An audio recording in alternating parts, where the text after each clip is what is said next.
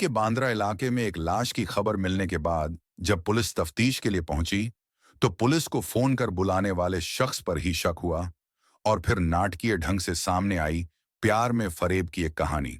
तो चलिए शुरू करते हैं। एक औरत ने एक जवान लड़के को अपने प्यार के झूठे जाल में फंसाया और उसके बाद वह उस लड़के को धमकाकर रकम ऐंठने का खेल खेलने लगी। लड़के ही हैसियत के मुताबिक मांगी गई रकम बहुत ज्यादा थी, इसलिए उसने इस औरत से छुटकारा पाने की कोशिश में एक खूनी खेल खेला। खुद को बचाने के लिए उसने पुलिस के सामने एक नाटक भी रचा, लेकिन उसकी ओवर स्मार्टनेस ही उसे ले डूबी।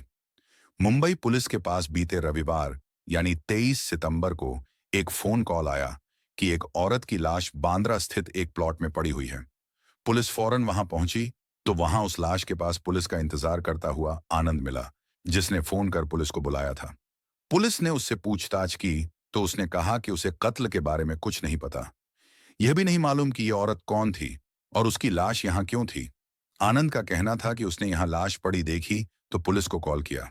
अब पुलिस ने आनंद के बारे में पूछताछ की तो पता चला कि आनंद इस प्लॉट पर बनी छोटी सी झोपड़ी में बतौर वॉचमैन रहता था।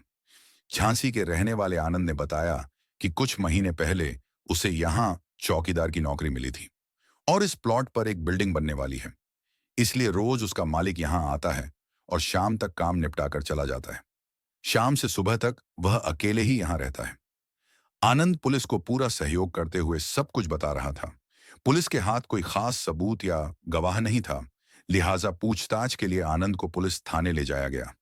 थाने में बारी बारी से 4 अफसरों ने आनंद से पूछताछ की और उसके जवाबों का मिलान किया तो शक इसलिए हुआ कि उसने अलग अलग अफसरों को अलग अलग जवाब दिए थे। दूसरा शक इसलिए हुआ कि अगर कत्ल से उसका कोई लेना देना नहीं था तो वह पुलिस की इतनी मदद क्यों कर रहा था। अब पुलिस ने अंधेरे में तीर मारते हुए आनंद के साथ सख्ती से पूछताछ की तो कुछ ही देर में वह टूट गया और उसने कबूल कर लिया कि अर्चना का कातिल वही है। आनंद के बयान के बाद पिछले करीब 1 साल से चल रही एक कहानी सामने आई, जिससे कत्ल का मकसद साफ हो गया। कहानी में आगे क्या हुआ जानने के लिए वीडियो में लास्ट तक बने रहे और चैनल को सब्सक्राइब जरूर करें। कहानी इस तरह थी कि आनंद इस प्लॉट पर चौकीदार की नौकरी पाने से पहले से अर्चना को जानता था। पहले भी वह इसी तरह के जॉब करता रहा था और इसी सिलसिले में अर्चना से उसकी जान पहचान हुई थी, जो काफी आगे बढ़कर एक रिश्ता बन चुकी थी।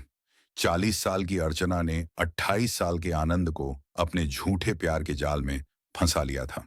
दोनों के बीच शारीरिक संबंध बन चुके थे और इसी बीच जब आनंद इस जॉब के कारण बांद्रा चला आया तो अर्चना अक्सर उससे मिलने इस प्लॉट पर आती थी। दोनों यहीं मिलते और आशिकी परवान चढ़ती।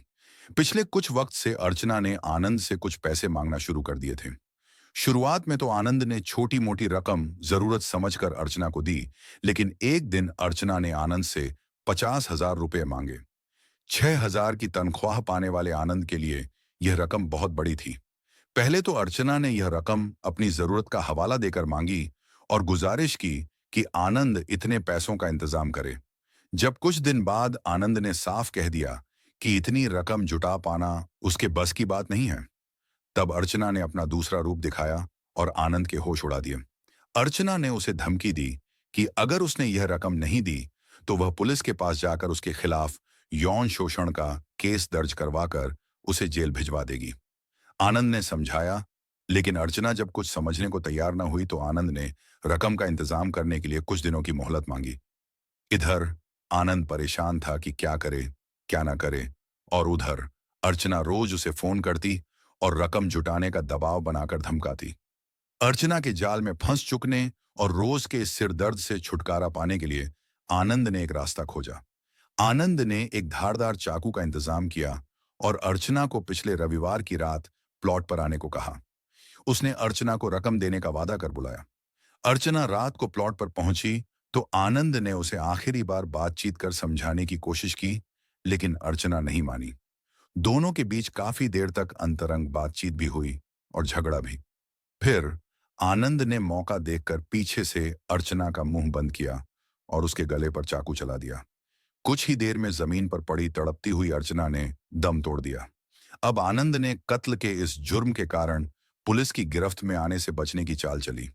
आनंद ने सोचा कि भोलेपन का फायदा उठाया जा सकता है।